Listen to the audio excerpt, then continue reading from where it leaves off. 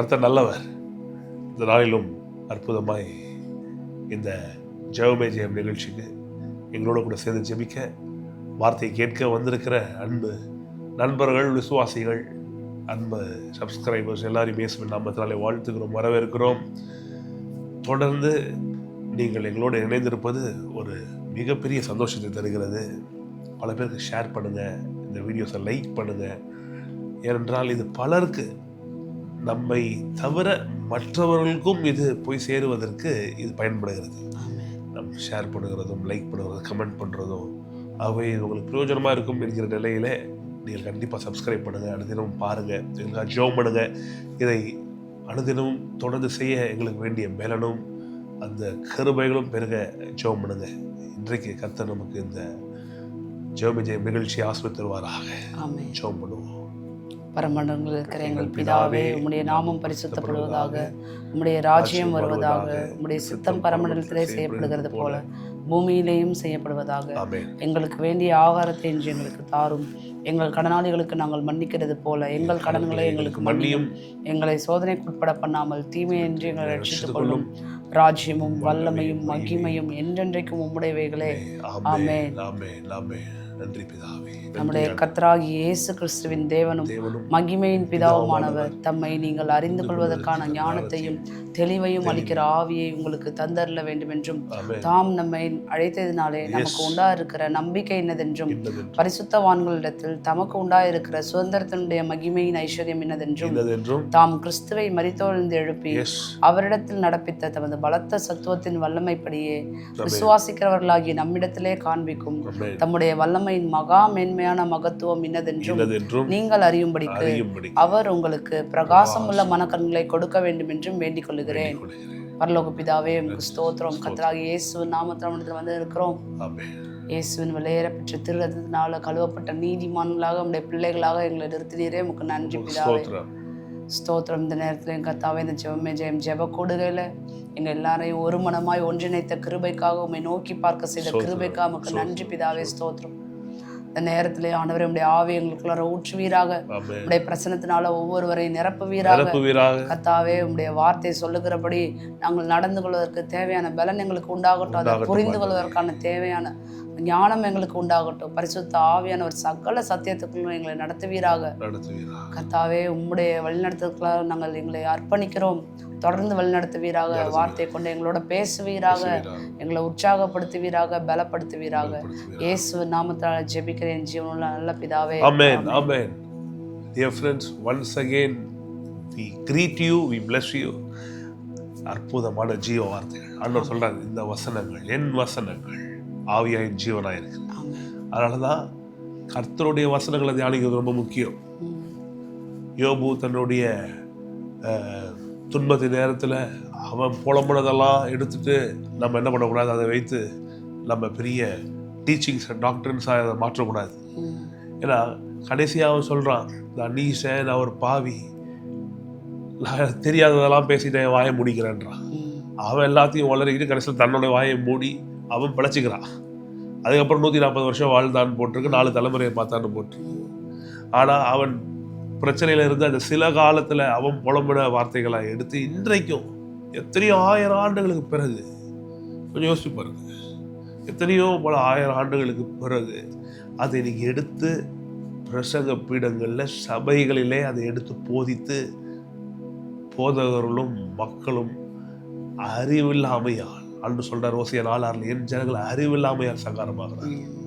அதனால்தான் Jesus God came down in flesh, மனிதனாய் வம்சத்தில் அவதரித்த யெகோவா தேவன் சொல்றாரு, என் வசனங்கள் ஆவியாயும் ஜீவனாய் இருக்கிறது. யோபுடைய வசனங்கள் ஆவியாயும் ஜீவனாய் இல்லை, அவருடைய வசனங்கள் ஆவியாயும் ஜீவனாய் இருக்கு. யோபு இப்படியெல்லாம் சொன்னா, மற்ற வேதத்தில் உள்ள பரிசுத்தவான்கள் இப்படியெல்லாம் சொன்னார்கள் என்று எழுதியிருக்கு. 60 70 பலத்தின் மிகுதியால் 80 மோசே சொல்லிட்டு அவரே 120 வருஷம் வாழ்ந்துட்டார். ஆனால் இன்னைக்கு 60 வயசுல எல்லாம் ரெடி ஆயிடுறான் போய் சேர்ந்துடணும்ட்டு. 20 வயசுல இதை பிடிச்சிக்கிறாங்க. வேதம் தெளிவாக சொல்லுகிறது, நீடித்த நாட்களாக கர்த்தர் திருப்தி ஆக்குறாரு. கழுகு சமானமாக வயது திரும்ப வாழ வயது போல ஆகிறது. இன்னைக்கு அற்புதமாய் பாருங்க, கடந்த சில நாட்களாக நம்ம பார்த்து கொண்டு வருகிறோம். சங்கீதம் 112 பார்க்கிறோம்.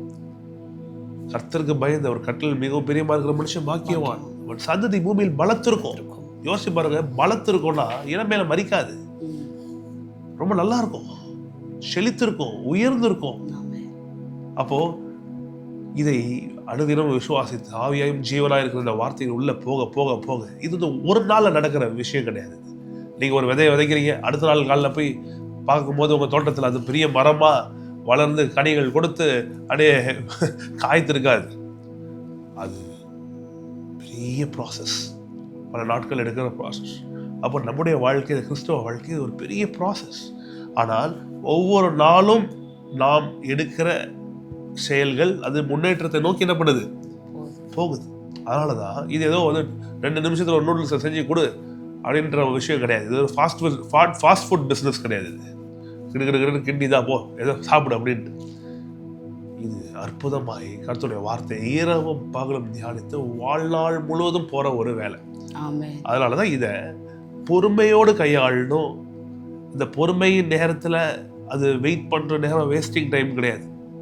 அந்த நேரத்தில் நாம் இன்னும் அதிகமாக இந்த வார்த்தைக்கு நம்மை விட்டு கொடுத்து அதிகமாய் நாம் இதுக்கு கீழ்ப்படிந்து இது வேலை செய்ய வல்லமையுடைய சக்தி வாய்ந்த அழியாத விதை என்று விசுவாசித்து பொறுமையுடன் இருக்கும் போது அது நிச்சயம் பலன் தரும். ஆனால் அந்த 3ஆவது வசனத்தை பார்த்தோம், ஆஸ்தியும் ஐஸ்வர்யம் அவன் வீட்டில் இருக்கும், அவன் நீதி என்றைக்கும் இருக்கும். என்னடா தொடர்ந்து இதே பேசுகிறோம்னு இதை ரெகுலராக பார்க்குற ஆட்கள் நீங்கள் சோர்ந்து போயிடக்கூடாது. ஏன்னா ஒரு விஷயத்தை தொடர்ந்து கேட்கறதுனால விசுவாசம் வரும்னு வேதத்தில் போட்டிருக்கு. நம்ம மக்கள் என்ன எப்போதும் செழிப்பாக பேசுகிறீங்க, அன்றைக்கி நண்பர் ஒருத்தர் சொல்கிறாரு, செழிப்பெல்லாம் இருக்கட்டும், வேறு ஏதாவது பேசுங்க அப்படின்ட்டு. நான் சொல்கிறேன் பாருங்க, இது ரொம்ப முக்கியம். ஏன் ரொம்ப முக்கியம்னா, இது திருமணத்தோட தொடர்புடையதாக இருக்கிறது, கணவன் மனைவி உறவோடு தொடர்புடையதாக இருக்கிறது. ஒரு குடும்பத்தில், ஒரு சபையில் ஒரு சந்தோஷம் நிறைவாய் காணப்படுவதற்கு இதுவும் ஒரு பொருளாதாரமும் ஒரு முக்கியமான ஃபேக்டர். என்ன பண்ணுது, பொருளாதாரம் பணம் தான் எல்லாம்னு சொல்லலை. அதனால் நம்ம பார்த்தோம்ல பிரசங்கி 10ஆம் அதிகாரத்தில் பணம் எல்லாவற்றுக்கும் உதவும். Money answers everything. அப்போ for your question today dear people, money might be the answer. பணம் ஒரு பதிலாக இருக்கலாம். ஏனென்றால் வேதம் சொல்கிறது மணி ஆன்சர்ஸ் எவ்ரிதிங். அப்போ பணம் எல்லாவற்றுக்கும் உதவும். அப்படின்னா நான் சொல்றேன், குடும்ப சமாதானத்துக்கு பணம் உதவும்ல, உதவும். குடும்ப நல்வாழ்க்கைக்கு பணம் உதவும், சபையில் ஒரு ஐக்கியத்துக்கு பணம் உதவும். ஏன்னா பணம் இருந்துச்சு நிறைய காரியங்கள் செய்யலாம். அதனால தான் கர்த்தரே இதை விரும்புறாரு, கொடுக்கணும்னு ஆசைப்படுறாரு. ஆஸ்தி ஐஸ்வர்யம் அவர் வீட்டில் இருக்கும். வாரி இறைக்கிறவனா இருப்பான், ஏழையில் கொடுக்கிறவனா இருப்பான். இதெல்லாம் கர்த்தருடைய திட்டம். பாருங்க, 92 வருவோம். 4ஆவது வசனம் பார்க்கிறோம், கர்த்தாவே உமது செய்கைகளால் என்னை மகிழ்ச்சியாக்கினீர், உமது கரத்தின் கிரியைகள் நிமித்தம் ஆனந்த சத்தமிடுவேன். கர்த்தாவே உமது கிரியைகள் எவ்வளவு மகத்துவமானவைகள், உமது யோசனைகள் மகா ஆழமானவைகள். பாருங்களா, எப்பொழுதும் கர்த்தருடைய வல்ல செயல்கள்னு பார்க்கும்போது, அவர் இமயமலையை படைத்தார், பசிபிக் பெருங்கடலை படைத்தார், பெரிய பெரிய டைனோசரை படைத்தார், இதை படைத்தார். இதெல்லாம் கர்த்தருடைய செயல்களா? ஆமாம். ஆனால் இதை விட என்னை என் மனைவி கேட்டிங்கன்னா நாங்கள் சொல்லுவோம், கர்த்தருடைய மகா பெரிய செய்கைகள், கர்த்தருடைய கிரியைகள் அப்படின்னு நான் சொல்லுகிறேன். சிலுவையில் நிறைவேற்றப்பட்ட பரிமாற்றம், சிலுவையில் இரட்சகர் இந்த பூமிக்கு மனுஷனாய் தேவன் இறங்கி வந்து கல்வாரி சிலுவையில் செய்ததுதான் மகத்துவமான கிரியைகள். நம்ம பாவத்தை சுமந்து சாபத்தை ஏற்றுக்கிட்டு யோசிச்சு பாருங்க, இது அவருடைய கிரியையா இல்லையா? For you, O Lord, have made me glad by your work. கடவுள் செஞ்சதுல பெரிய ஒர்க் நான் சொல்றேன் பாருங்க. First one is creation, second is redemption. மனுஷன் செஞ்சதுல பெரிய விஷயம் என்னன்னு சொல்லுங்க பார்ப்போம். ஃபால், அவனுடைய disobedience. ஆனால் நாம் என்ன செய்தோம்? ஆடமுடைய disobedience. நாம் ஜீசஸை ஒபே பண்ணிது அற்புதமான சுவிசேஷத்தை ஏற்றுக்கொள்றதுனால நமக்கு கிடைக்கிற பெரிய பலன் ரட்சிப்பு, நித்திய ஜீவன். அப்போ சங்கீதக்காரன் சொல்றான், for you Lord have made me glad. சரி சொல்லுங்க பாப்போம், மேட் மீ கிளாட். என் தம்பி போட்டு கிளாடியா, அதை பார்த்தாலே நாங்கள் கிளாட் ஆயிடுவோம். அவ்வளோ கிளாட் ஆகிடும், அவ்வளோ ஹாப்பியாக இருக்கும்.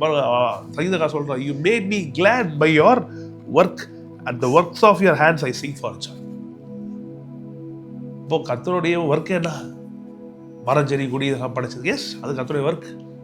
எஸ் 53 படிக்கிறோம். கர்த்தரோ அவரை நொறுக்க சித்தமாகி, அது அவருடைய பெரிய ஒர்க். பிதாவாகிய தேவன் செய்த ஒரு பெரிய ஒர்க். இயேசுவை நொறுக்க சித்தமாகி நொறுக்கிறார் சிலுவையில். விழுந்த ஒவ்வொரு அடியும் பிதாவாகிய தேவன் அடித்தது.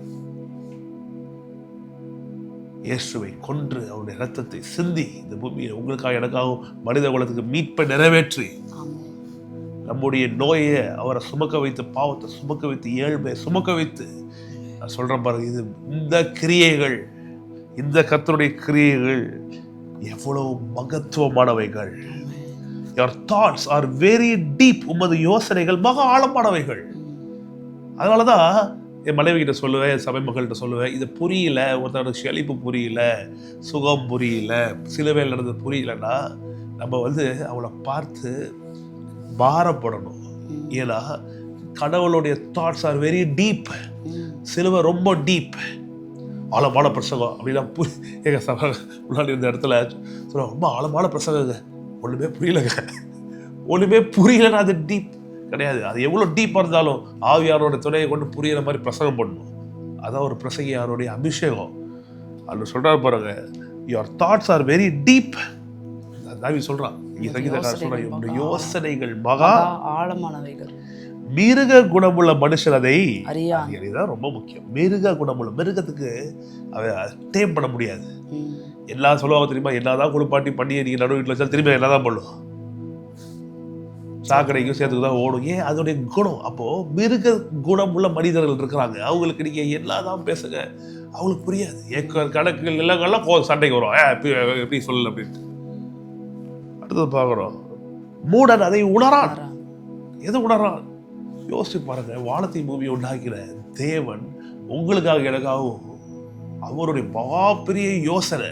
2 Corinthians 8:9, ஏழை ஆளார் நம்மை செல்வந்தாராய் மாற்றுவதற்குனா நான் சாஷ்டாகமா ஒரு காலில் விழுவுறேன், ஆண்டவரே நன்றி, இந்த அடிமையை, இந்த புறஜாதியருக்காக இவ்வளோ செஞ்சிருக்கிறீங்களேன்ட்டு. ஆனா இதை ஏற்றுக்கொள்ளாம இதை விரோதிக்கிறவர்களை வேற என்ன சொல்ல முடியும்? மிருக குணம் உள்ளவர்கள் அதை அறியார்கள், மூடன் அதை உணர்றதில்லை.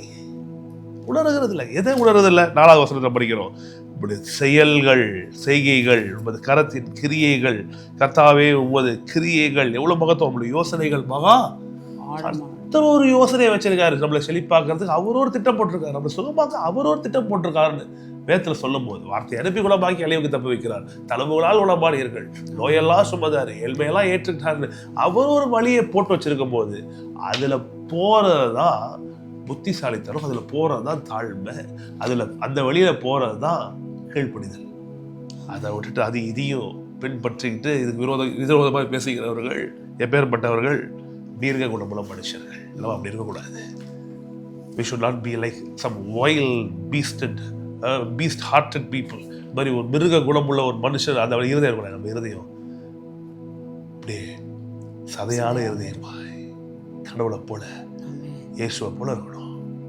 ஆண்டவருக்கு செய்ததெல்லாம் கீழ்ப்படிந்து இருக்கும்போது நான் சொல்லுகிறேன், நிச்சயமாய் நீங்கள் நாடு கர்த்தருடைய திட்டங்களை நிறைவேற்றும். ஜெபம் பண்ணலாமா? பிதாவை நன்றி சொல்லி ஜெபிக்கிறோம்.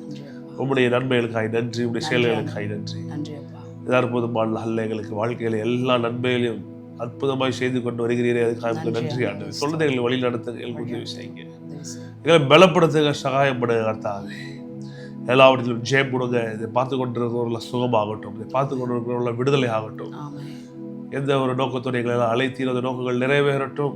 கர்த்தர் நீர் இரக்கமுள்ளவராய், மனதுருக்கமுடையவராய், எல்லாவற்றிலும் நன்மை செய்கிறவராய் எங்களுக்கு உதவி செய்வீராக. பார்த்து கொண்டிருக்கிற ஒவ்வொருவரும் எல்லா கடன் பிடிலிருந்து வெளியே வருவார்களாக, எல்லா சாப பிடிலிருந்து வெளியே வருவார்களாக. குழந்தைகள் உண்டாகட்டும், திருமணம் உண்டாகட்டும். கர்த்தாவே, பிள்ளைகள் எல்லாம் படிக்கட்டும். கர்த்தாவே, என்னென்ன விரும்பி ஜெபிக்கிறார்களோ எல்லாவற்றையும் செய்து முடிப்பீராக. இயேசுவின் நல்ல நாமத்தில் ஜெபிக்கிறோம், ஜெயம் எடுக்கிறோம் நல்ல பிதாவே. ஆமென். God has given us a wonderful week. நல்ல ஒரு வார்த்தை கடவுள் கொடுத்திருக்கிறாரு.